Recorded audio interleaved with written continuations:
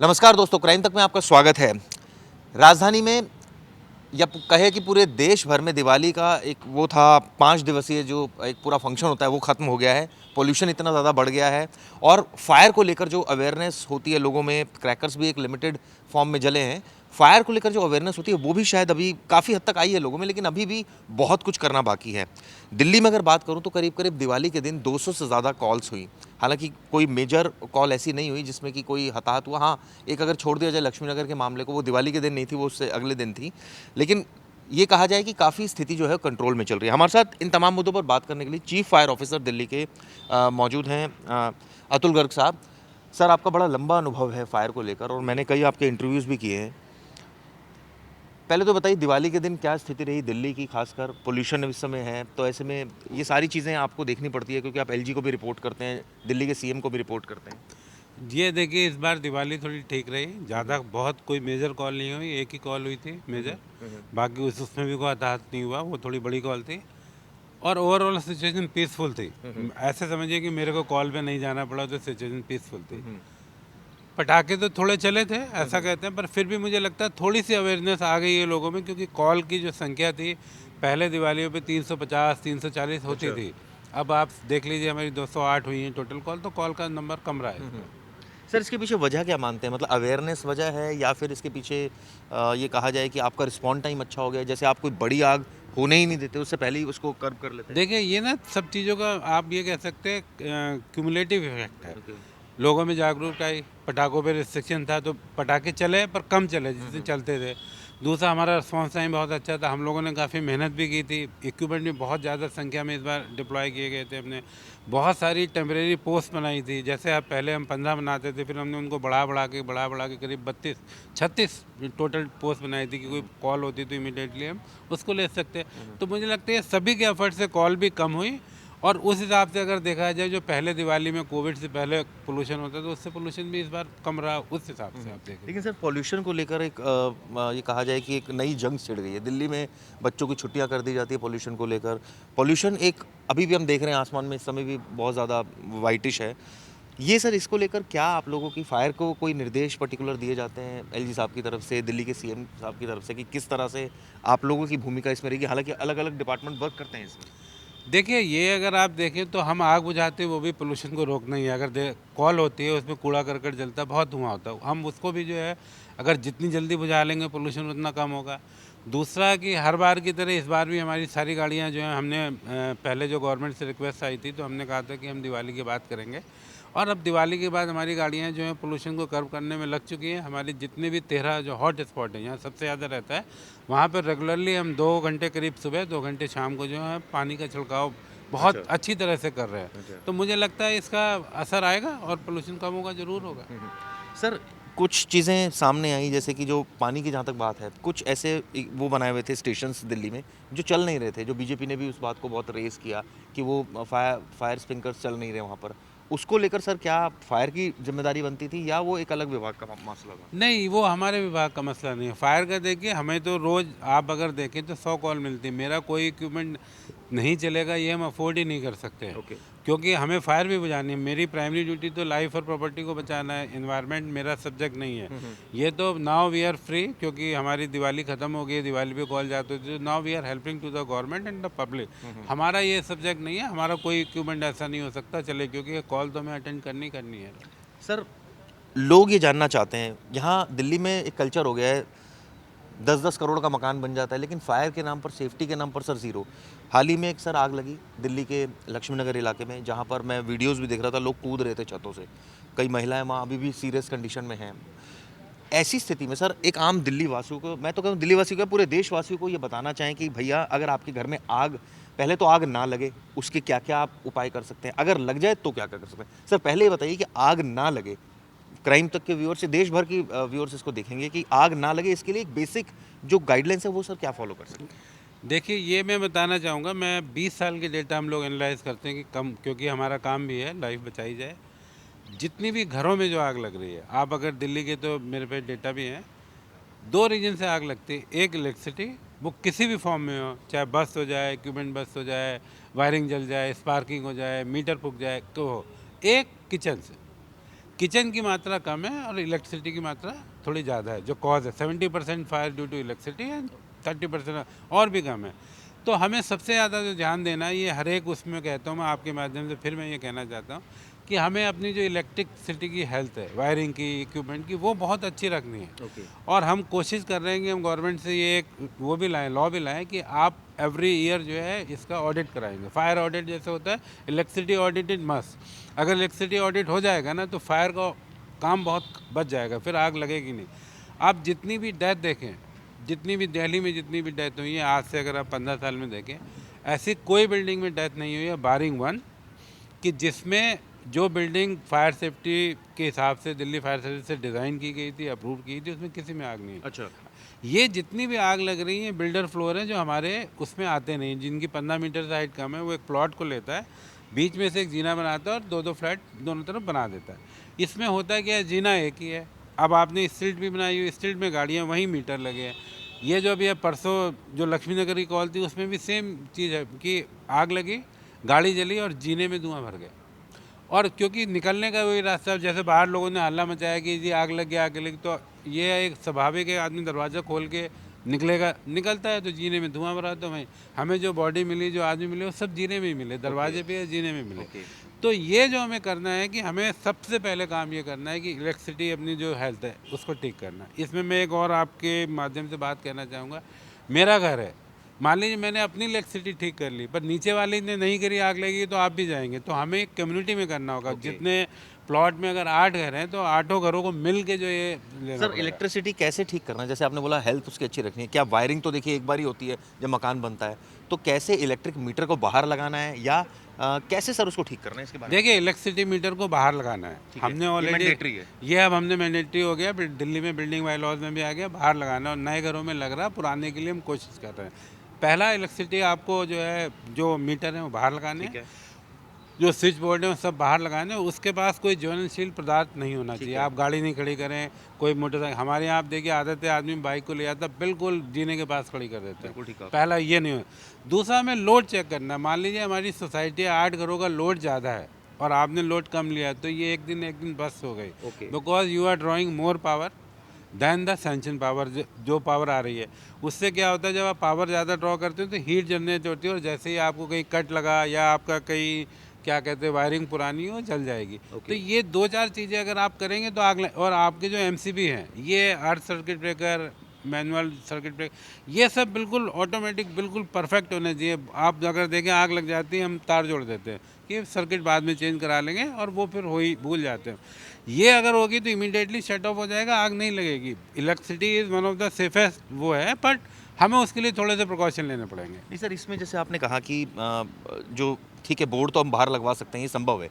अब ऐसे में लोड जो जैसे आपने कहा चेकिंग करनी चाहिए, तो लोड चेकिंग करने का मान लीजिए आपके यहाँ लोड ज़्यादा आ रहा है, आपने ज़्यादा उसको कंज्यूम किया, तो नेचुरली आपका बिजली का बिल भी ज़्यादा आएगा। तो ऐसे में इलेक्ट्रिसिटी जो डिपार्टमेंट है, क्या वो जितना आप बिजली लेना चाहे वो दे देता है? एक लिमिट भी तो होनी चाहिए परमिसिबल कि भाई इस घर को मैं इससे ज़्यादा नहीं दे सकता। नहीं, वो देता है, पर आपके अगर एक छोटा अगर 2 बेडरूम घर है तो आपको बहुत ज़्यादा लोड की ज़रूरत नहीं है। 3 में इसमें केवी में आपका काम चल जाए, क्योंकि आप 2 एसी लगाएंगे, टीवी लगाएंगे, हीटर लगेगा, या आपने गीज़र लगा हुआ, तो उसमें मैक्सिमम 3 से 4 में चल जाता है। होता क्या है, लोग 2 के भी वेट ले लेते हैं, 2, और उसमें क्या होता है, धीरे धीरे देखिए, जैसे मैं इसका एक बहुत छोटा सा एग्जांपल देता हूँ। जैसे कि हमारी मैरिज होती है, ठीक है, आपने 3 बेडरूम का एक लिया हुआ है, पहले बच्चे हुए आपके संग सोते थे, फिर बच्चे बड़े हो गए तो आपने उनको एक कमरा दे दिया, फिर और बड़े हो गए तो उन दोनों को अलग।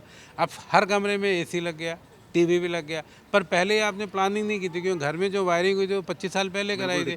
तो हमें जब हम घर लेते हैं या घर बनाते हैं, इसका ही बात ध्यान रखना है कि फ्यूचर में हमारी इलेक्ट्रिसिटी लोड बढ़ेगी, तो हम वायरिंग को पहले से ही थोड़ा सा ना अगर एक्स्ट्रा लेके चलेंगे तो दिस विल नॉट लेकिन अब हैपन। जिन लोगों ने कर दिया वो क्या करें? जी, जिन्होंने कर दिया उनके पास एक ही ऑप्शन है, या तो वो एक नई वायरिंग, जो जैसे मैं अपने घर की बात बता दूं, हमने अभी वो लगवाया, सरकारी घर है मेरा, तो हमने एसी की वायरिंग बिल्कुल सेपरेट नहीं करा ली, जिससे कि सारा लोड 2 पार्ट में डिस्ट्रीब्यूट हो गया। वन पार्ट जो है हाउस के लिए घर की लाइट वाइट जलेगी, दूसरा उसको, क्योंकि दैट इज़ द ऑप्शन, क्योंकि आप पुरानी वायरिंग को तोड़ के तो अब कर नहीं सकते, तो आप क्या कर सकते हैं कि जो एसी लगा रहे हैं, गीज़र को लगाए, उसकी एक वायरिंग अलग से ले सकते हैं। ओके। ये पॉसिबल है, ये हो जाता है, क्योंकि आपकी जान ज़्यादा इंपॉर्टेंट है ना कि आपका घर का गंदगी है ये देखना ज़्यादा है, मेरा ये मानना है। हाँ, बिल्कुल आपने ठीक कहा। सर इसमें और जैसे आपने चीज़ें बताई, अब मान लीजिए आग लग गई, इस केस में भी हमने देखा जब आग लग जाती है पैनिक हो जाता है। ऐसे में लोग क्या करें?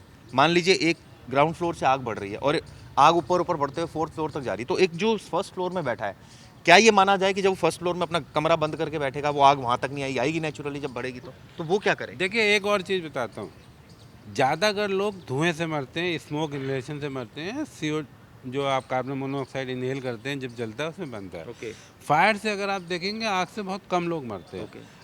जितनी भी ये फायर हो रही हैं, जितनी भी, अगर आप पिछले 12-13 साल का भी डाटा देखेंगे, ज़्यादातर पार्किंग से स्टार्ट हुई, क्योंकि मीटर बोर्ड पार्किंग में था, वहाँ कार थी, मोटरसाइकिल थी, इलेक्ट्रिक रिक्शा रखे हुए थे, उसमें स्पार्क हुआ, जल गए।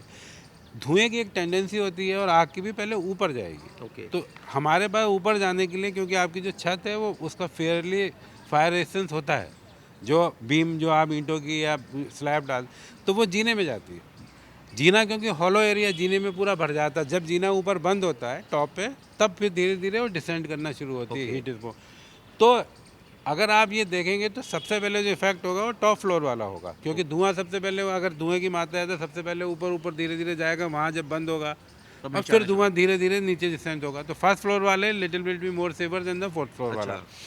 हमने ये करना है कि अगर आप पहले 1-2 सेकंड में निकल गए तब तो ठीक है, नहीं तो दूसरा ऑप्शन ये है कि आप अपने दरवाजे को बंद रखें, उसमें गीला कपड़ा लगा दें, तौलिया लगा दें, ऊपर नीचे बंद कर दें। अगर आपके पास बालकनी है, बालकनी में आ जाए, 99% चांस है कि you will be safe, because 10 से 12 मिनट में फायर ब्रिगेड पहुंच जाएगी, जैसी कूलिंग होगी हीट कम हो जाएगी। धुआं तो जीने में है, और आपने, क्योंकि जीने में एक ही दरवाज़ा है और आपने उस दरवाजे को लॉक कर दिया गीले कपड़े से, स्टीम से लगा के कर दिया, और आप बाहर खुली हवा में आ गई, तो लाइकली, बहुत अनलाइकली कि धुआं सीप इन कर पाएगा, बहुत टाइम लगेगा धुएं को सीप इन करने में, क्योंकि जीने में फायर नहीं है। सही बात। जीने में मेनली स्मोक है, फायर इसमें तो बच सकते। दूसरा एक ये, हम इसको टेकअप भी करेंगे। नॉर्मली आजकल लोग जीना जो होता है गमटी बना के उसको बंद कर देते हैं दरवाजे में, उसमें या तो चारों तरफ जाली लगा दें जिससे आप दरवाज़ा सिक्योरिटी कर, तो धुआं अगर निकल जाएगा तो बहुत तेज़ी से निकल, क्योंकि इट विल गो अप, इसको जगह मिलेगी, बाहर चला जाएगा, तो धुएं की जो डेंसिटी है या उसमें वो कम हो जाएगी, तो उससे भी हमारी जान बच सकती है। बिल्कुल आपने ठीक कहा। सर और कौन से उपाय, क्या जो फायर सेफ्टी इक्विपमेंट होते हैं जिसको कहा जाता है कि भाई ये अब ऐसे टाइम पर बंदा मरता क्या नहीं करता, उसको तो मिलते ही नहीं, कई बार वो ऐसी जगह प्लेस कर देते हैं, तो इसका प्लेसमेंट क्या होना चाहिए, प्लस ये क्या एक्चुअल में कुछ इफेक्ट डालते हैं सर? देखिए, जैसे ये जो छोटी बिल्डिंग है, इनमें एज़ पर लॉ ज़्यादा रिक्वायरमेंट नहीं है, पर एक फायर एक्सटिंग्विशर होता है छोटा सा, आपने देखा होगा, अगर वो चलाना आ जाए तो it will be great help for us. जैसे मान लीजिए इसमें भी जो आग लगी थी, हमें था कार में आग लगी है, अगर वहाँ एक फायर एक्सटिंग्विशर होता और जो चौकीदार जिसने थी उसको चला देता तो इतनी घटना होती नहीं।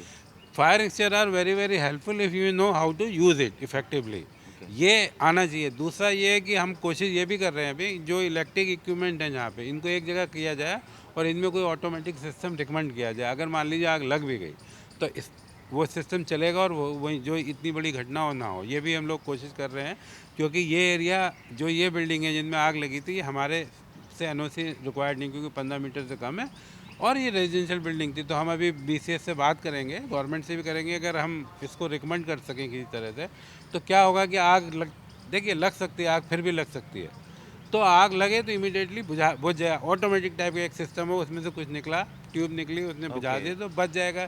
तो हमें लगता है हम कुछ जान बचा सकते हैं। सर ये सिस्टम कहीं लागू है किसी देशों में इस तरह का? ये देखिए, ये सिस्टम जो हाई राइज बिल्डिंग है, अगर आप कोई भी बिल्डिंग, आपकी बिल्डिंग में ज़रूर लगा होगा, ये उन हाई राइज बिल्डिंग में क्योंकि बाय लॉ है तो हम हर इलेक्ट्रिक पैनल में लगवाते हैं, बिकॉज ये जो बिल्डिंग है ये हमसे एनओसी नहीं लेते हैं, ये हमारे प्रूव में नहीं आते, तो इसलिए वहाँ हम उनको इन्फोर्स नहीं कर सकते। But all high rise building, all restaurant आप जाएंगे, अब कभी दिल्ली में जाके देखिएगा, वहाँ पे जहाँ नहीं लगे थे उनको हमने एनओसी भी अब देना मना कर दिया कि नहीं, आप पहले सिस्टम को बाहर लाइए और इसमें सिस्टम लगाइए। तो ये उन जो बिल्डिंग मैंने कहा, जिस बिल्डिंग को दिल्ली फायर सर्विस ने पास किया है, इंस्पेक्ट किया हुआ, उसमें ये सब में पाएंगे। सर इक्विपमेंट की भी बात हो गई, तो बेसिक आपने चीज़ें बताई कि अगर मीटर बाहर होगा, अगर इक्विपमेंट लगे होंगे, आपको चलाने आते होंगे, और आपकी जो बालकनी में अगर जाली होगी, तो ये सारी ऐसी चीज़ें हैं, बेसिक चीज़ें हैं जिससे बचाव हो सकता है, बच सकते हैं। बिल्कुल, इससे बिल्कुल बचाव होगा। मैं बिल्कुल 100% क्योंकि आप देखिए एक्सपीरियंस से सीखते जो हम देख रहे हैं, डेटा कलेक्ट कर रहे हैं, डेथ क्यों हो रही है? हमें ज़्यादातर बॉडी कहाँ मिल रही है? जीने में। आदमी चिल्लाते हैं जैसे नीचे से आग लगी, वो दरवाज़ा खोला आया, जीने में धुआँ भरा हुआ था। तो वो क्योंकि आपके पास 1-2 मिनट भी नहीं होते हैं, CO2 गई, आप अनकॉन्शियस हो जाते हैं, फिर डेथ हो जाती है। तो अगर देखिए ऊपर जीना खुला होगा, आपका जो गुमटी है टॉप उसका जो है जाली लगी हो कुछ और से अगर आपको याद हो पुराने गांव में देखिए अगर जीना बना होता था ना उसके ऊपर ऐसे करके हम चिमनी सी बनाते थे, चिमनी साइड से खुली होती थी। उसका पर्पज़ ये था कि अगर कोई चीज़ है हवा का सर्कुलेशन अच्छा रहेगा, गैस निकल जाएगी। कुछ ऐसा मीडियम हमें बनाना पड़ेगा कि कुछ जो घर हैं ऐसे जो बिल्डर बना रहे हैं कि जीने की गुमटी उसमें चारों तरफ हम जाली लगवा दें जिससे धुआं थोड़ा निकल जाए। सर एमसी कितना मतलब ये रहेगा, जैसे आपने बोला कि कुछ जो बहुत ज़्यादा लोडिंग वाले इक्विपमेंट है, चाहे वो एसी हो गया, गीज़र हो गया, इसकी वायरिंग अलग हो सकती है, लेकिन एमसी का क्या रोल रहेगा? अगर एमसी हम हर जगह प्लेस करें तो वो बेनिफिट रहेगी? देखिए क्या होता है, एमसी लगा होता है, हम जब लोड बढ़ाते हैं तो एमसी ट्रिप होता है। आप एमसी का पर्पज़ ये है कि एक आपको सर्टेन पावर आप ले सकते हैं। अगर आप वो पावर से ज़्यादा ले रहे हैं एमसी ट्रिप हो जाएगा। तो हम क्या करते हैं उसको निकाल के बड़ा एमसी लगाते हैं कि बार बार ट्रिप हो रहा है, that is wrong. Okay, it means you are drawing more power than the sanction power. Okay. आप उस एमसी को बड़ा लगाते हो ट्रिप होना बंद हो जाता है। अगर एमसी ट्रिप कर रहा है it means there is a fault in your system, you must get it check. मतलब या तो आप बिजली की खपत कम कीजिए या आपकी वायरिंग में कुछ शॉर्ट सर्किट है, वायरिंग कहीं कहते हैं ना वो क्या कहते हैं कनेक्ट हो गई है। एमसी अगर ट्रिप बार बार करता है it is giving you indication कि there is something wrong, kindly check it, this is a purpose. But MC is very very useful because अगर आपका एमसी और वायरिंग ठीक है तो इमीडिएटली ट्रिप हो जाएगा। जैसे कई बार क्या होता है वायरिंग संग जाती है इंस्टॉलेशनों को तो वायरिंग चिपक सकती है, चिपकेगी तो करंट बहुत ज़्यादा ड्रॉप करेंगे तो इमीडिएटली एमसी डाउन होता है। MC is very very useful. तो हमने देखा अतुल गर्ग साहब थे जिन्होंने पूरी डिटेल में बताई हम लोगों के लिए कि हम लोग अपने घरों में रहते हैं, किस तरह से फायर आग लग जाए तो कैसे बचाव हो सकता है। कई लोग, सैकड़ों लोग दिल्ली में मर जाते हैं, बाहर मर जाते हैं आग लगने की वजह से। और मैंने तो सर कई ऐसे इंसिडेंट भी कवर किए हैं जो करोड़पति थे जो मर गए बेचारे आग लगने की वजह से।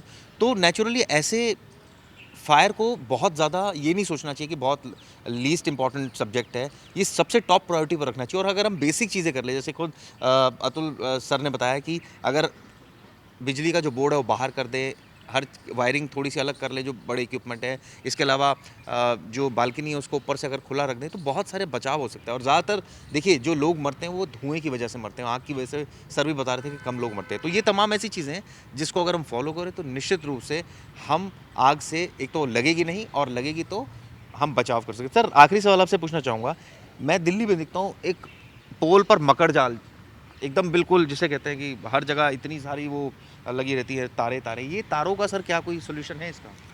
देखिए फ़िलहाल तो मुझे ऐसा लगता नहीं क्योंकि यह जो लक्ष्मी नगर में कॉल हुई थी उसमें हमारा फायर टेंडर करीब 5-7 मिनट लेट पहुंचा था। वो रीज़न यही था, लोगों ने झड़ियाँ वो जो लगाई हुई थी, तार थे, तो वो तार फायर टेंडर में टकरा रहे थे। फिर एक लड़का उतरा, वो डंडे से तारों को ऊपर करके फायर टेंडर को ले, ये एक मेजर प्रॉब्लम है। जो जो आप कह सकते हैं अनऑथराइज कॉलोनी है या गांव वाली कॉलोनी, उनमें ये मेजर प्रॉब्लम है।